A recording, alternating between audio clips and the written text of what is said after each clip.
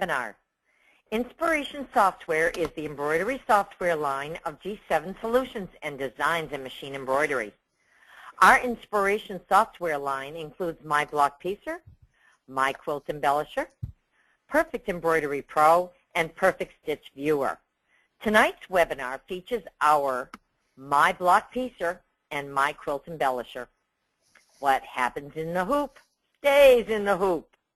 We have a wonderful team tonight assisting us. Dory Nanry, manager of the tech support, Nancy, Chris, Bob, Debbie. I would also like to mention Nancy Snyder, vice president of marketing, is with us tonight. And of course, Tamara Evans, our speaker, whom I will first switch over to Nancy Snyder and then over to Tamara. Thank you so much. Thank you for joining us. Thank you so much, Ms. Dory and Bob and Nancy and Chris and everybody who's joined us this evening to answer all these questions. This is an exciting webinar this evening. We're going to learn all about precision power piecing in the hoop and how it's just a few clicks away with My Block Piecer, and that how, you know, that finishing product of embellishing in the My Quilt Embellisher is again just a few clicks away. So before we get started with Ms. Tamara this evening, the one thing I do want to remind you is to please make sure that you register early for all future webinars. We do fill up quickly. There's only 1,000 seats available per session, and we're booked throughout the year, all the way through 2015. If you want to know how to access these webinars, go to inspiredbydime.com. Look at the menu on the right-hand side, and at the bottom you'll see a little button called Inspiration Webinars. Just click and register for any and all that you would like to attend. And we appreciate every one of you joining us this evening. And I don't want to delay too much further. I know Tamara has a lot to share with us this evening on My Quilt Embellisher and My Block Piecer. And with that, Ms. Tamara, tell us about what happens in the hoop stays in the hoop. That's right, Nancy. Thank you very much, and thank you all for joining us tonight. I know we're all putting off watching the election returns for an hour or so, but hopefully all of the returns will be in your favor. So without further ado, let's get started with what happens in the hoop stays in the hoop. And basically what I want to teach you guys tonight is that you can piece in the hoop, leave it in the hoop, and embellish it in the same hooping, which eliminates all of that hassle about figuring out exactly how to line up your designs with the piecing and all of that. I've got 3 different samples to show you in the software this evening. So let's get started right now. As always, any questions that you write in, if we don't address them during the webinar, you will be responded to by an email, a personal email. So we look forward to hearing what you have to say and your questions. And by the way, the previous webinars are now up online. I know a lot of you have been anxious to watch them or rewatch them, and they are all available in the same place that you go to for, to sign up for the new webinars. Just scroll down to the bottom of the screen and you will see them there. All right, so let's get started. Here's the My Today page. I hope everybody's downloaded their 5 free designs that they get with each of the software programs. And we'll just skip through that. I already have a page open. And I am in My Block Piecer. The first thing I want to do is come over to My Block catalog and click on that. The block I want to select is in the Foundation Blocks, Traditional Pieced, and I want this paper diamond in a square. So I'll select it. Let me select a size. Let's do custom size. I want to do it 7.5 inches because I know I have a hoop that will fit that, and click OK.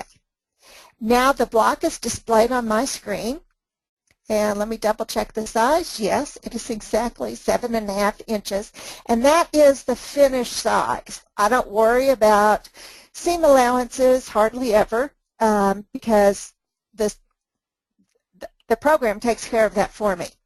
So I see my block, and it's a square and a square and a square, or a diamond and a square, however you want to put it. Now this block is great for adding a design in the middle of it.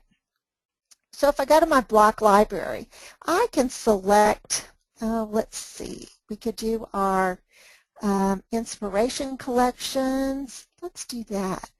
I could put a butterfly in there. From those, I could also go to, let's do my block piece or free designs. If you haven't checked these out, there's some really pretty designs in here. I especially like the ones down here, the blue work. I think they're very pretty. And I'm getting ahead of myself. I just realized I want to build this block before I decorate it. So the first thing I want to do now that I have my block on the screen is select all of it and go to my workflow tool up here in the top left-hand corner.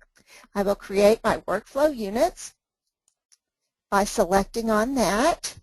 And then just click, I've already got my 200 by 200 Baby Lock Brother hoop selected, or whatever hoop is appropriate for your machine, and I'm going to click Auto Build.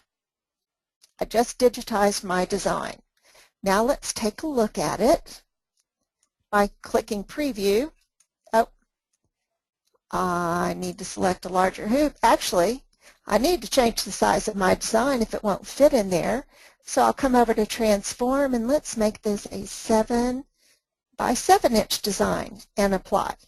Now it's a little bit smaller. I'll go through my workflow tool, and let's auto build again. Click Preview, and there we go. I can stitch this whole thing in a single design in my 200 by 200 millimeter hoop. So that's great. We will save it.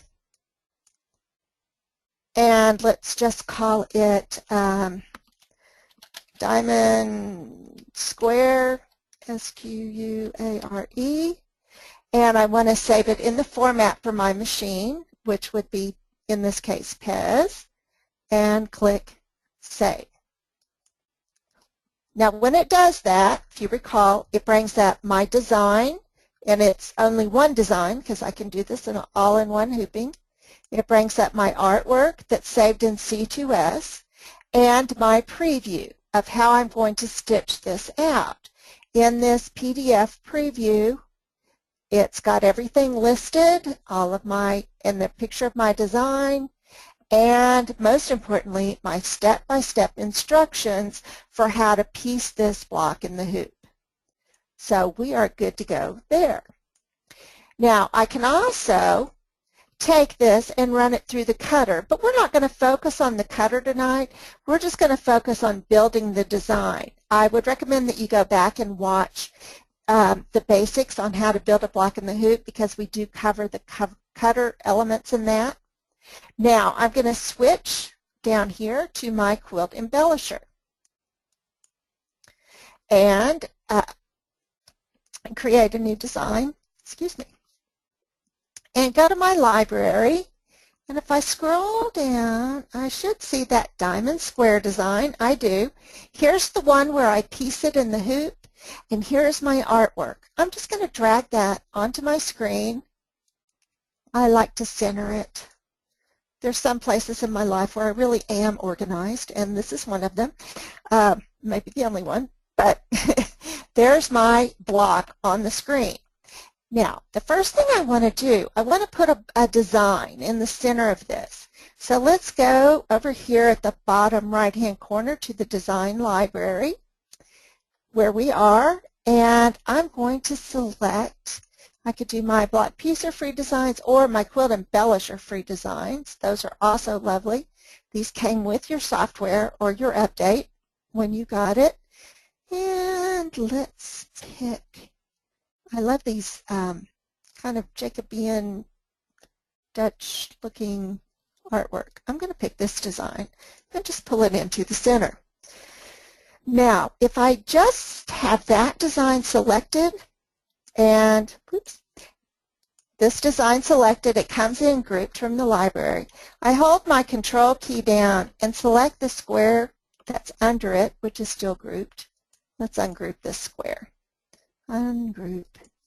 So we can deal with the individual elements. Since I pulled it in from the library, it comes in grouped.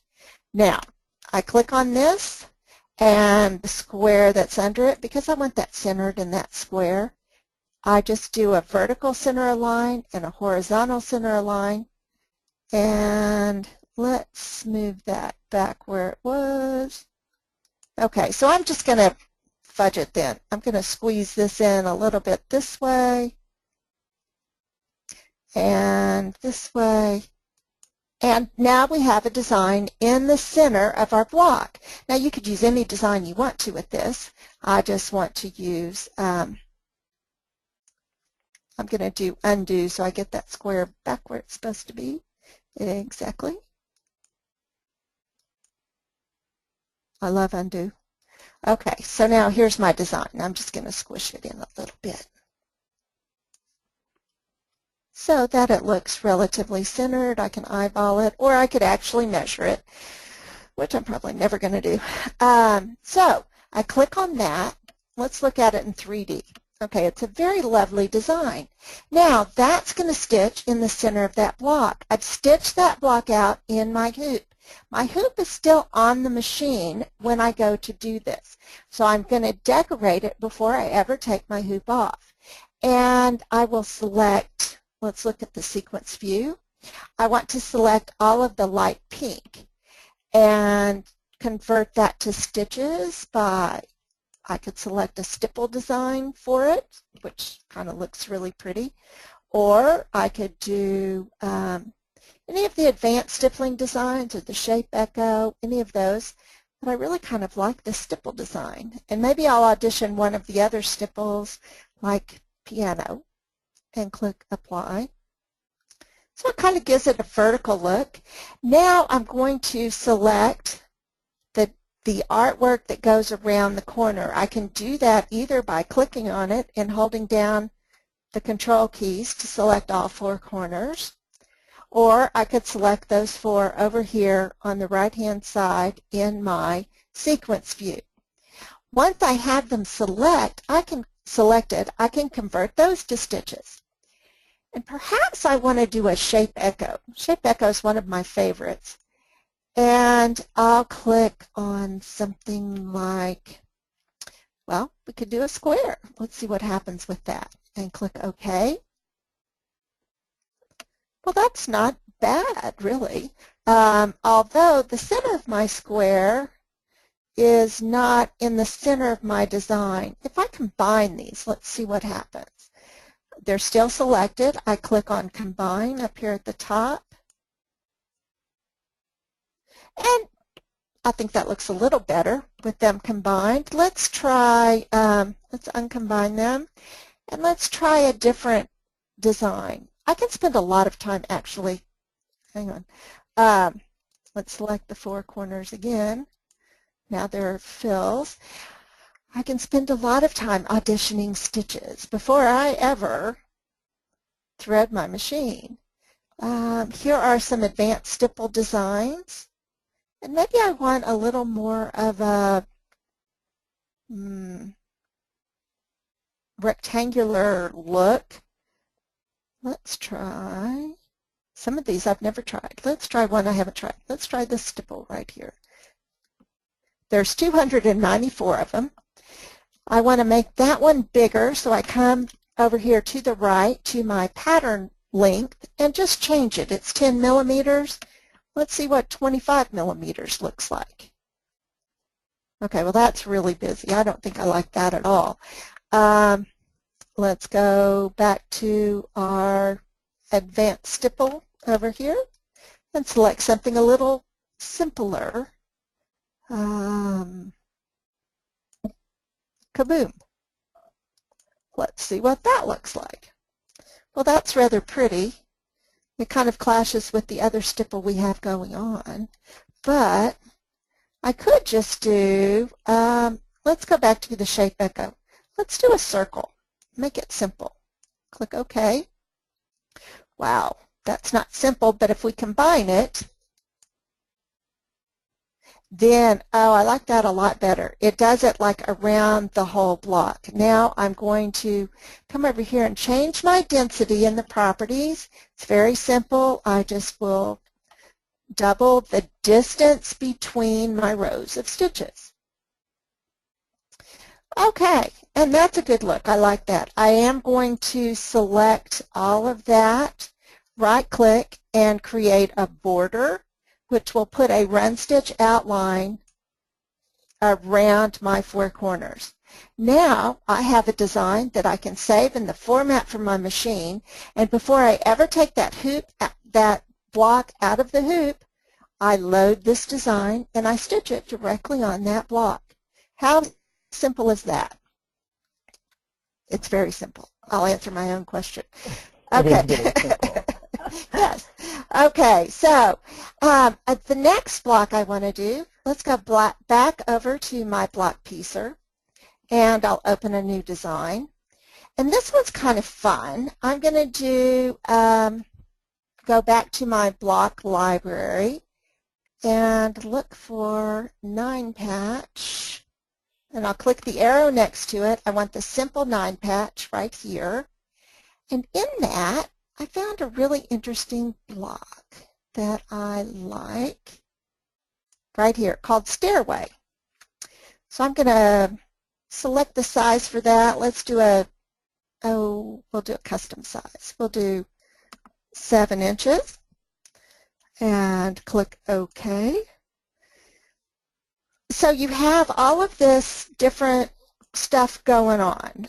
You know, you've got the stairway that you can kind of see in the middle there, and a lighter orange and a medium orange, a lighter orange, and kind of a red. So we have 3 colors. If I look at the sequence view, I see all 3. Let's audition some fabric for this one. I want to just see how it would look with different fabric. So I will select a color such as, let's do the darkest color first, and go to my fabric library right over here that comes with the software when you purchase it. Click on the fabric library. I actually rebooted my computer before I started tonight, so this will take a minute. The first time you open it, after you've rebooted, it's no longer in memory, so it takes a second for it to come up. And there we go. And I want to go into Moda, and they have a fabric collection in here I really like that's called Awesome. And for those dark steps, I want to try a dark color. Let's do this green with the dots on it. Okay, well that's not awful yet. Then I'm going to select the medium orange, which is this square down here, and let's do something fun with that. I go back to my fabrics, and it takes me back into the original library that I used, that original folder. So I could select the green leaves that go with that. And that's kind of interesting. And then I'll select the lighter peachy orange color. And I want to do something fairly neutral there from the same collection, or I could change collections. Ooh, I kind of like this gold right there. And click OK. Well, that's okay. I'm not sure I'm crazy about this orange down there. That was our medium orange. So I'm going to select it again so I can continue to audition fabrics to my heart's content. Let's do that color. Well, that gives me a little more contrast, maybe a little too much. You know, we could do this all day. So I'm just going to select something, and let's do that one. Okay. Oh, that's pretty. I kind of like that. All right. Now, I'm going to, again, because I'm in my block piecer, I'm going to select everything. I could do a Control-A or drag a box around it, and then come over here to my workflow tool to create my units. If I do auto build, it just created my design for me. You can see it's got them all numbered, and here's the sequence. Let me sort the numbers so that they're in numerical order in the sequence they will be stitched. And I say yes because I haven't cut anything yet. Now you can see here's piece 1, 2, 3, 4, 5, 6, and 7. So it's going to be, looks like it might all be in one hooping. Let's look at the preview. And sure enough, it is. Now, I will tell you right now, if it's not all in one hooping, it doesn't matter. You just do the sections as they are created, and when you do the last design, if this had more than one design here, on the last design, leave it in the hoop, load your decorating design, and it will work perfectly because everything is fitting in that hoop. Okay. So we can save this, and I'm going to save this as, oops, in designs, let's save it as stairs, staircase, and click save. Oh, and our format, we'll do it in PEZ again. Click save, and it does bring up our staircase design, the artwork, which actually has the fabric with it, but you'll see in a minute, and our preview, so we can look at the whole design and our stitching sequence, which is very important, personalized and sized to your specifications. Let's close that and close this, and I'll show you real quick here with the cutter. If I click on the cutter, oops, I need to select a larger hoop. Let's do this with the, I'm going to do it on my silhouette. I could use a scan and cut, but I don't have one yet. And I'm going to select the 12 by 12. So here are my designs, or my pieces. I need these patches out of this color. Out of this color, I need these patches. And out of that one color, I need that patch. If I wanted to do 4 of these, which I think would look really cool because it's got that smaller rectangle at the bottom left, I could do 4 repeats down here and click apply. And now I might want to dig out my 12 by 24 hoop. There we go. So I've got 2 hoopings for that. I have one for my dark green and one for my orange, but I'm going to get all of the patches I need out of that cutting. I could also do that in a hoop. I could do that printed on paper and cut them out as templates, or measure them and then cut them out with my rotary cutter, however you want to do it, which is the beauty of this program. You get to do it your way. So I can save that. If I saved it now, I would save it in an SVG format for my machine. We'll call it stair cut. And I would do SVG, which, sorry, got to scroll down, and I can do SVG. I could do the Brother FCM for the scan and cut, whichever one I have. Oops, SVG. And click Save. And again, I've got all of my different hoopings of these files and the preview of what they look like with my fabric, which is extremely helpful to me, so I know which ones I'm doing where. Okay, so that is your the cutting.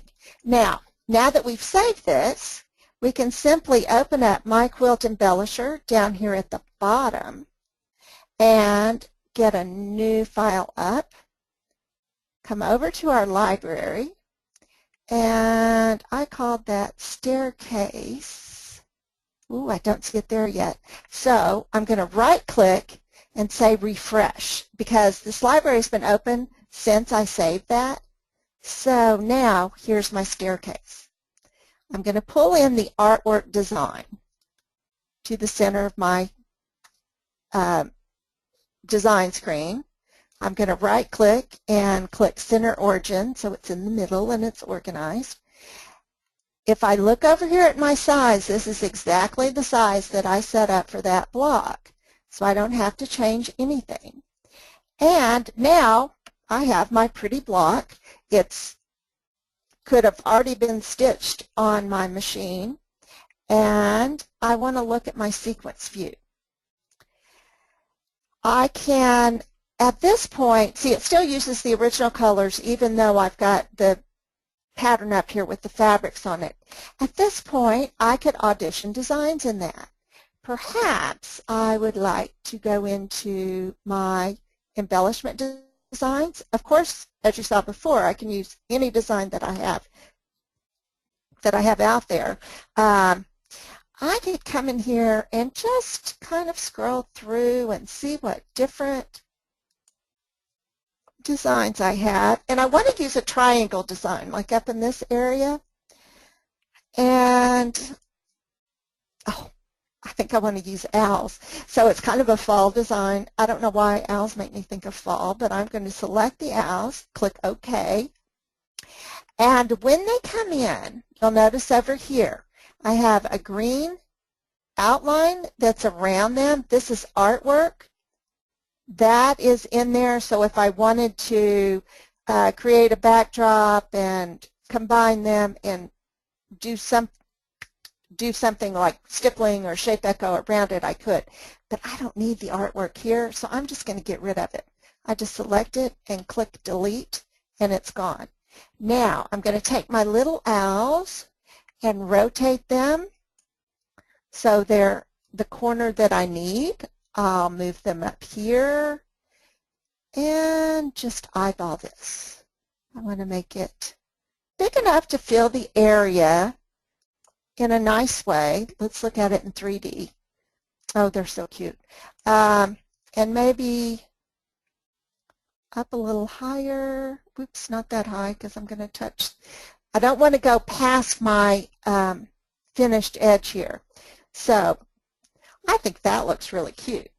I can also change the color. If I want to change the color to reflect more of what I'm doing with the thread, I can change that to tobacco or whatever color I want to use. Then I think maybe another owl down here would also be rather adorable. So I'm going to take this owl, click OK, bring it in. I'm going to select just the outline and delete that again because I don't need it. And I kind of need to shrink him down a little bit. The wonderful thing about all of the embellishment designs is that they scale beautifully. It will recalculate the running stitches for you. I'm not sure which way I want him to be or her. Let's see, maybe a little bit smaller. Oops. Here's my favorite key, undo, right up here at the top, so I can move that block back to where it was. All right, let's select my owl again, right here, and make it just a wee bit smaller this way. Of course, I could always come over here and click on transform and make it a specific size, but I don't do math if I can help it. So there's my cute little owl there. And won't that be cute with 4 of them going around the center if I have 4 blocks together? And I can change its color as well. I'll right click on the number 13, which is that brown color. And now it's that brown color. Which leaves me now with these blocks here. Now I could convert them to stitches, but really this is going to be a very quick quilt to make, or wall hanging or whatever it's going to be. I just want to do something very simple.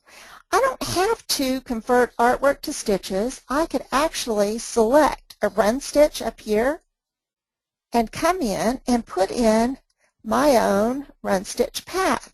For example, if I want to just click on this and stitch in the ditch, I can do that. So there we go there. I'm going to come back here and up and there, and up, and there, and up. And now, when I right-click, I've outlined that whole area, some of it better than other.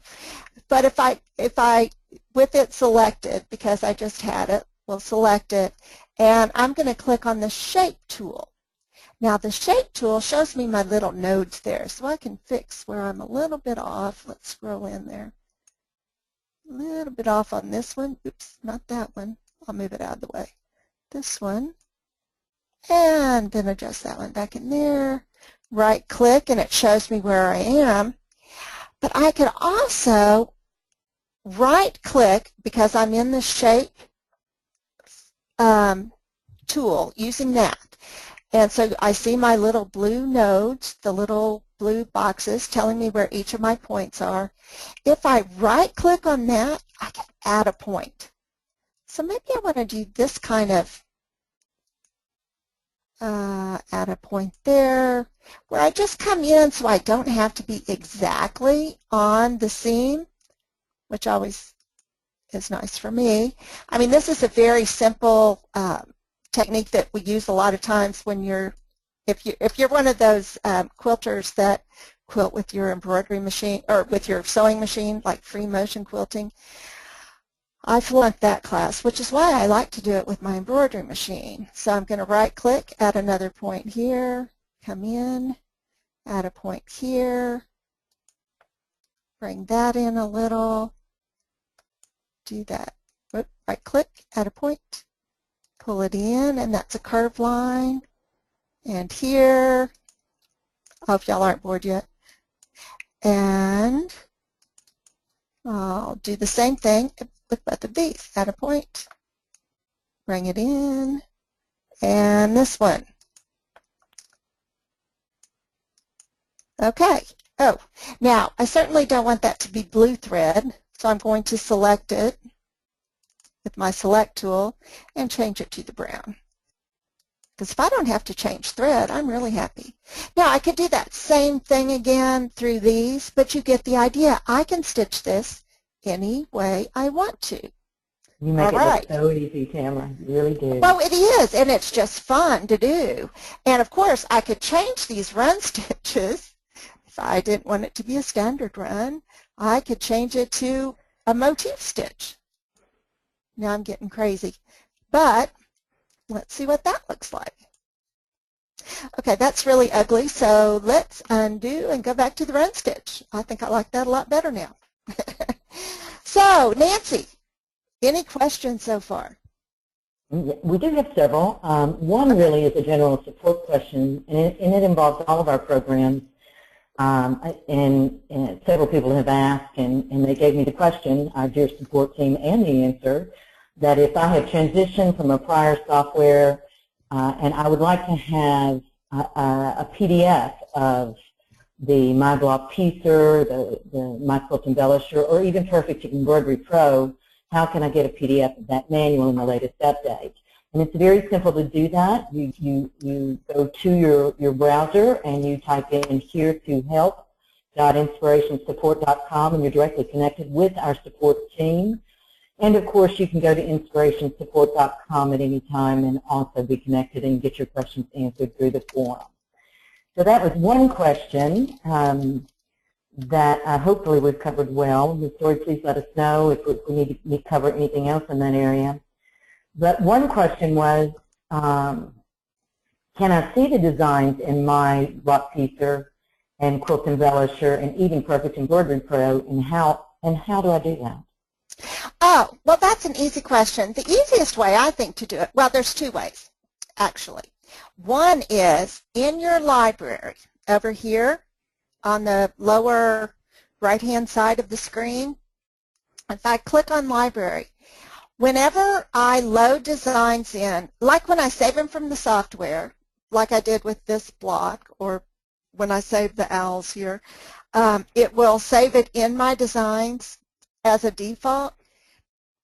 All of my free designs are located right here. My Block Piecer free designs, and I can scroll down through those and pull out any one of them I want into onto my design page, my Quilt Embellisher free designs, and down further, Perfect Embroidery Pro free designs, and there are 300 of these, so you know, we could scroll through those for quite a while, and the 20 designs from Perfect Stitch Viewer. The other designs that are in your library by default would be your dime free designs. These are the ones that you download every month. Here's the ones from November. Okay, and since I have all the programs, I have 15 of them, and the same with October and September. If I purchase any of our design sets, I can look at Inspiration Collections. Here's Butterfly Majesty. Those designs are put in there for me. Lace Borders I have in there. Lulu's Christmas I have in there. And all of that is great. I will tell you, in addition to that, you have right here, if you were on a previous branded software that is the same platform, if you look at this called Migrated Designs, this is where all of those designs that I added to that design library are located. They don't really move over here. They're still in the old directory. But speaking of directories, a better way possibly to view them is if I come over here, and now I'm at the bottom left-hand side of my screen, and select Windows Explorer, you know, where I can look at files. Let's make this bigger. And I'm going to come over here to C and find my dime directory. Click on that. And designs. This is my design library. It's all right here. And if I want to look at my free Perfect Embroidery Pro designs, let me make that a little bit bigger. I can click on that. And because I have Perfect Stitch Viewer, it shows me a picture rather than just a list of all those numbers, because I have no idea what any of those are. So I want to look at it in medium, large, or extra large icon view. So I'm in large icon view, and if I click on one of these, it'll show me a picture of it over here. This is this is one of the best programs in terms of you know, giving you a superpower. When I do this, it's like I have X-ray vision. I can see what's in the drives or the different directories on my computer. I love it. If I find a stick in my sewing room that I've used to put designs on my machine and I have no idea what's on there, I can put it in and look at it. Oh, there's some dogs in here. Those are cute.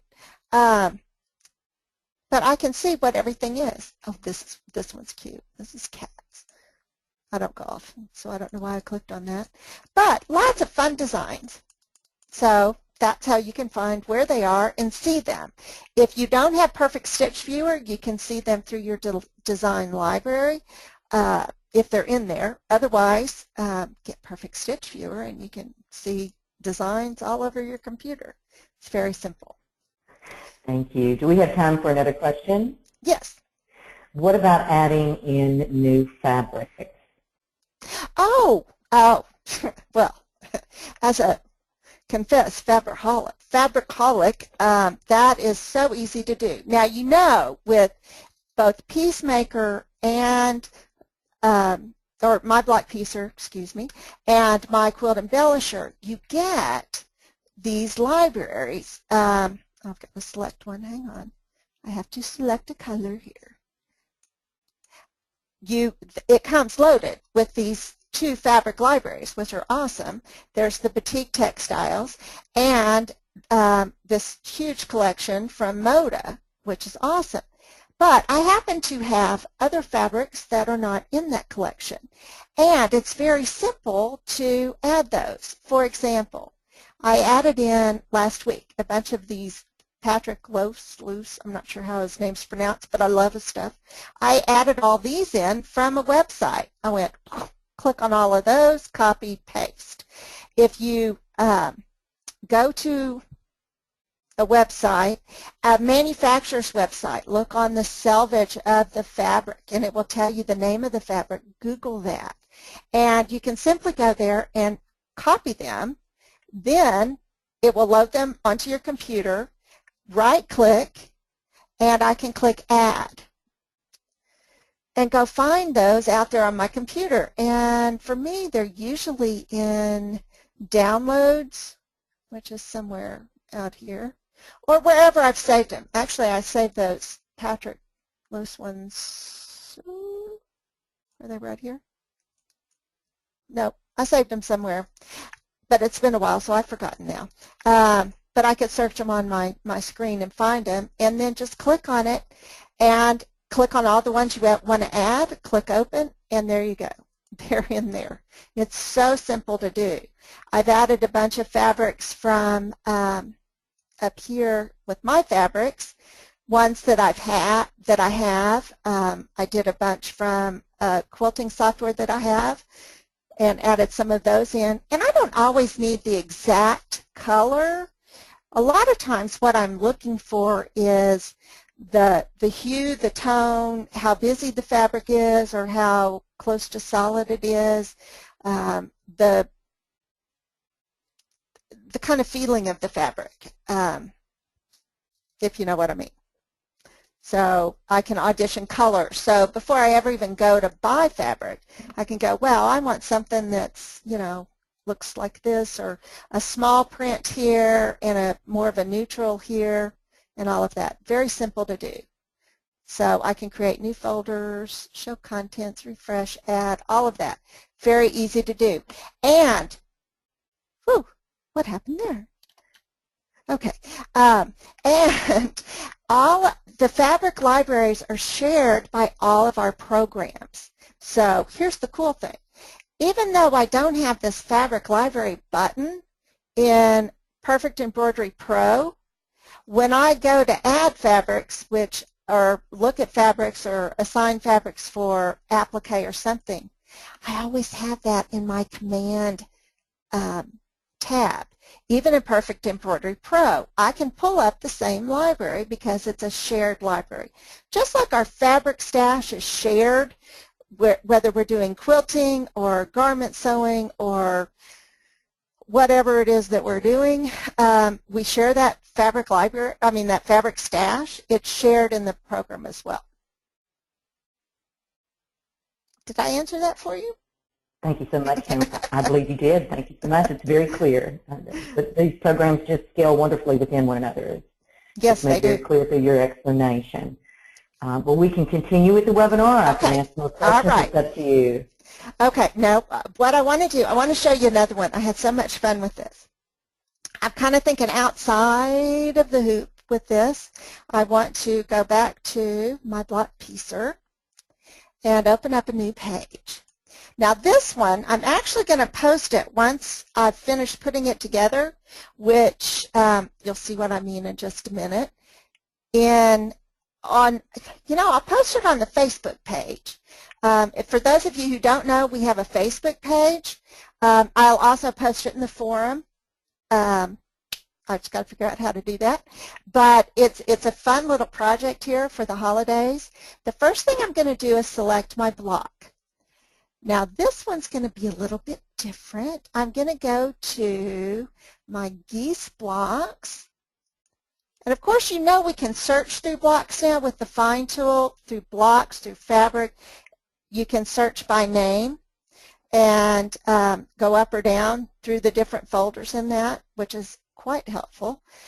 And I want half goose chase. So GH, okay. Half goose chase number 2. I want this block right here. And I'm going to click. Okay, because when I bring it in, I'm going to resize it in a couple of different ways. First of all, I'm going to select this piece right here.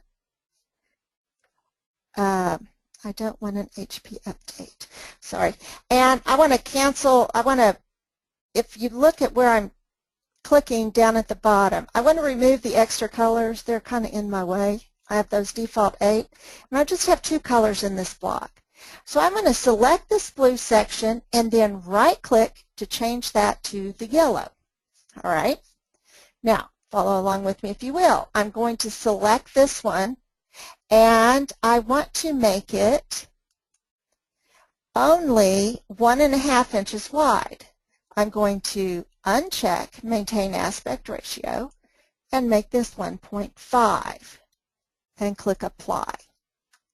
Now let's scooch it back over here so it's lined up with the other ones. Okay. Then on this one, let's see how wide that is. On Transform, oh, that's perfect. It's 3 inches wide, which is exactly what I want. But I want to make this taller. I want this to fit in the biggest hoop that I have. So I'm going to select everything. I'm going to do Control-A and change the overall size from 6.5 inches by 8 inches to 6.5 by 11 inches. Actually, we could do 11.25 and apply. Okay. So now, oh, I just realized I'm upside down. So now I want to select everything. You'll see what I mean in just a moment. I'm going to select everything and let's flip it that way. All right. So this is one. I'm going to do 2 of these mirror imaged with another section of the blue in between, and I'm going to make a placemat, and I'm going to quilt it all in the hoop. So this is my first one. I'm going to change the blue to green because I'm going to make this kind of like a Christmas tree. Let's select a green. I like the dark green. Then I'm going to select the yellowish, beige, well, kind of cream color, and I might make that like a sky blue, and click OK. Okay, so you see where I'm going here? Now, I want to take this, I'm going to select it, I want to go to my workflow tool, I'm going to select the hoop that I want for it, which is going to be my 200 by 300 hoop, and click Auto Build. Oh, good. It didn't give me an error. And preview. Isn't that great? It does it all in one hooping. I love that. And then click Save. And do that as Tree 1. And click Save. So here I have Tree 1, and I would save it in the format for my machine. Here's my artwork. Here's the PDF with all of my instructions. Close that. Close. Now I want to flip it the other way.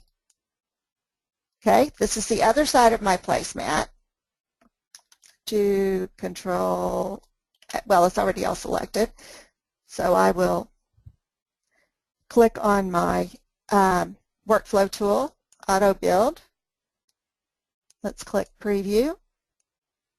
There's that side, and I will save that one as Tree 2. And there you go, and I would save it in the format. I'm just cutting corners right here because we're getting close on time. Then the last thing I want to do is I want to get rid of these 2 sections because I want it to be a placemat. I want to do this section all by itself, and really I don't even have to save that. I'm just going to save it as a C2S file because there's no piecing involved. So this will be Tree Middle and save. Now, I'm going to go over to, and of course I could go through the cutter and cut all the pieces for that and everything else. I'm going to go over to my quilt embellisher, open up a new page. Let's go to our library. And in my library, I'm going to right-click and say refresh because it doesn't know I've created all this tree stuff. Now here, down here, okay, here's Tree 1. I'm going to pull this in All right, there's my design. That's my artwork. It's in the same size. If I click it and look here, it's 6.5 inches wide by 11.25 inches high, and that's good. Then I'm going to go to tree 2. I'm going to pull that one in, and again, it's the right size. Then I'm going to go to, what do I call it, tree middle. Oh, it didn't save it in here. Okay, you know what? We can deal with that. What I want to do is,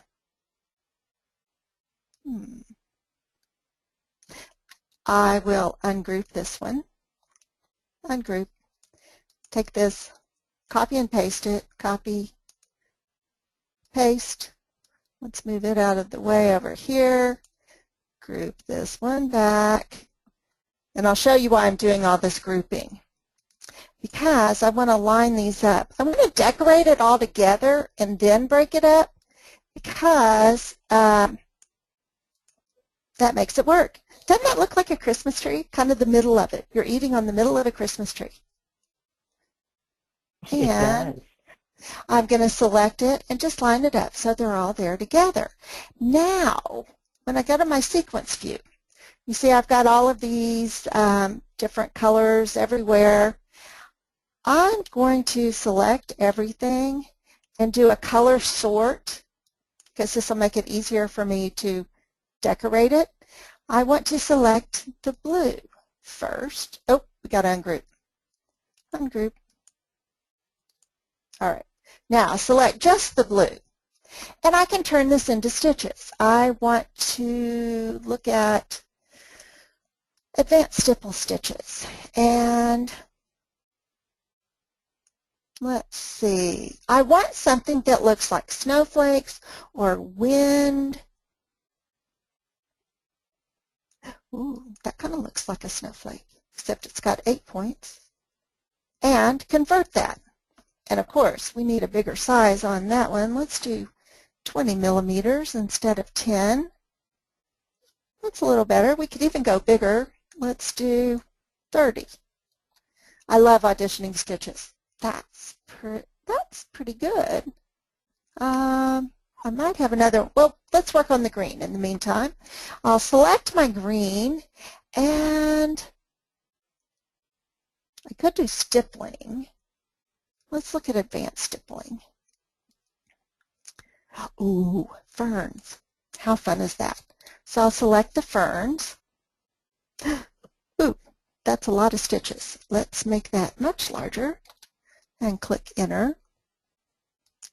Let's look at it in 3D so we don't see all of those jump stitches.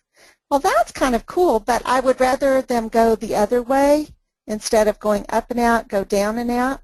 So that's not a problem. I select, I go to my shape tool, and I can change the angle. So right here, you see this angle is right side up. Let's turn it to where it's the other way, upside down. Oh, it just changed it for that one. I could group all of these together, but I would do it in sections. So let's undo that. Let's try another design here. Let's do shape echo.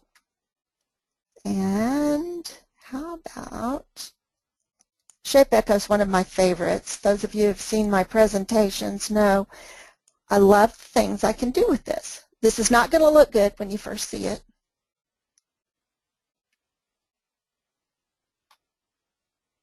Ooh, because that's really, really close together. Let's do 25 as our density. Well, that's kind of interesting. But let's select it by my sections like this. And I'm going to combine those so that they're all in one section. Then if I do shape, I can move the top of, or the center of my shape. See, where do I want it? Let's see what happens if I move it up here. Nope, I don't like that. I want it to be, see what if I move it down here? That's better. What if I move it over here? And perhaps I just have the wrong shape. Let's change that to I want it to go, that's what I need. I'll just do the square on point. Change my density, which is the distance between my rows of stitches. Do my select or shape tool and move that up there. Oh, but I want it to go down, so I want to move that. Oops, not the right tool. You notice if when you're doing in the shape tool, you have this little cursor. When it turns pink, then you're holding the centering tool of that, and you can move it. So now it's kind of going down toward the center. Anyway, you can play around with that, and I can set this all up, then save it in sections like this section here, and save that for the first one. So I'm going to stitch this out, and I will put it up on Facebook and let you all see what I've come up with. And I'm going to show you in a webinar coming up in the not too distant future, I'm not sure what month it is, how to put these sections together, because this is going to be 3 different hoopings, and we'll have a good time with that. So what other questions do we have? As I watch you do this, Tamara, every single time you change this, I mean, each quilt block could be a unique piece of art that's just custom based on someone's preferences. Right. There's just so many options. So many options. And all of my family are getting virtual quilts for Christmas this year. There you go. And if they don't like it, I can change it so fast. Yes. What questions do you have? But what kind of stabilizer is in the hoop, and is there batting in the hoop too? Oh, thank you so much for asking that question. Yes. The stabilizer I like to use when I'm piecing. I usually like a soft tearaway, like half water-soluble, half tearaway, that I can hoop the stabilizer, then do all of my piecing on the top. Then when I decorate it while it's in the hoop, I just slide my batting and backing underneath and do the quilting part. And leave the stabilizer in there, because if it's half wash away, half tear away, once that quilt is washed, you don't even know any stabilizer was in there. There's a little bit of fiber left between the fabric and the batting, and that's okay. And if you don't wash it, that's okay too, because it's soft. So it doesn't make it really stiff and hard. It's great for wall hangings and for quilts that you might actually, use. Yeah. Okay, another question is, does the software hook up to the cutter via USB cord?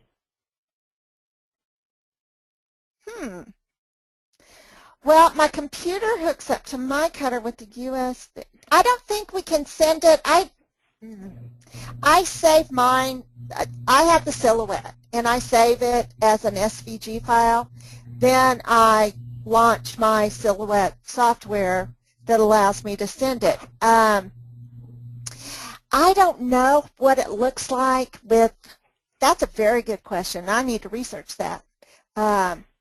Nancy, you need to get me a scan and cut so I can answer that question. Because if it sees the scan and cut as a device, then you could save the file directly to it rather than saving it on your hard drive and then copying it. So that's a great question we need to find out the answer to. We can address that again in another future webinar. Yes, our next one is coming up on November 18th, and the actual software platform is Perfect Embroidery Pro. And the topic is what's in my toolbox, where Tamara will walk us through the basics and explore all the tools in Perfect Embroidery Pro. And whether you're a newbie or an expert, you can learn more, because we've added so many new things to this software. And one thing I would like to encourage you to do is not only, again, pre-register for all of these webinars, but Tamara, can you pull up Inspired by Dime on your screen very quickly? Sure. And I just want everyone to know how to register for an Inspiration Social. Well, you go right here to where it says Inspiration Webinars and click. And as you can see, Well, at the very top. See the button at the top where it says locate an inspiration social near you? Oh, for the socials. I'm sorry. Yes. Inspiration socials. Sorry. Right Right. here. There's actually a couple of ways to get there. This particular landing page tells you a little bit about what you will learn during an inspiration social, and the page Tamara's just pulled up. If you key in a zip code, or a city. I was just in Cleveland, Ohio. Had such a great time at Pins and Needles. There you go. You can see all of the dealers around you.